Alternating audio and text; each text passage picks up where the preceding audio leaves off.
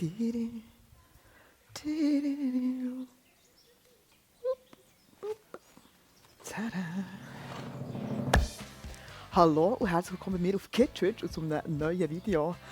Es gibt wieder mal ein Grillvideo. Heute widmen wir uns einem wunderbaren, einfachen, aber einfach, ich muss noch nicht anfangen. Hallo und herzlich willkommen bei mir auf Kitschwitsch und zu einem neuen Video. Heute gibt es ein Grillvideo. Wir machen nämlich Kalbsbratwurst Hotdogs.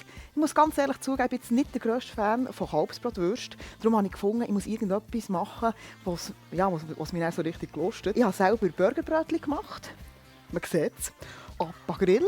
Appa die Wurst. Zuerst schauen, ob noch etwas drin ist. Ist es nicht. Ich muss zuerst mal das Gas. Zack. Und zack. Für den Hotdog habe ich selber eine schaumige Senfsauce gemacht. Also es ist einfach mit Niedeln und Senf drin und noch ein bisschen einfach abgeschmeckt. Hey. Und wie ist sie gut? Gut. Und hier sind eingelegte Zwiebeln, ist im Rotweinessig eingelegt und das gibt dann so eine schöne Säure.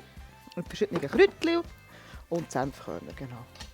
So, da haben wir die Wurst. Und hier habe ich 2 selber gemachte Hotdog-Brötchen. Und man sieht sehr, dass sie selber gemacht sind. Ich bringe es einfach nicht her, schöne Hotdog-Brötchen herzubringen, aber dafür sind sie umso besser im Geschmack. Hier habe ich noch eingelegte Kräuter. Das ist einfach ein bisschen Salz, ein bisschen Öl und ganz viele verschiedene Kräuter.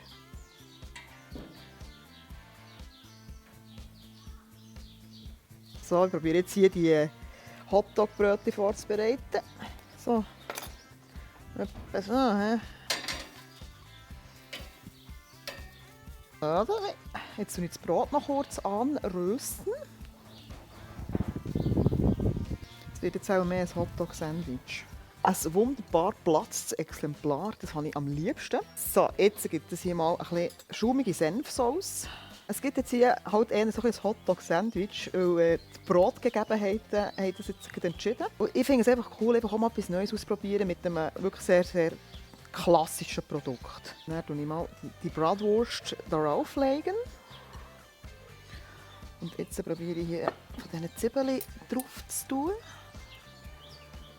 Und weil ihr ja alle wissen, dass meine Künste mit dem Dekorieren nicht so gut sind, der Stefan tut das ins richtige Licht rücken. Jetzt habe ich hier noch so eine Kräuteröl, Marinadenart fast, die ich jetzt über die Bratwurst drüber tue.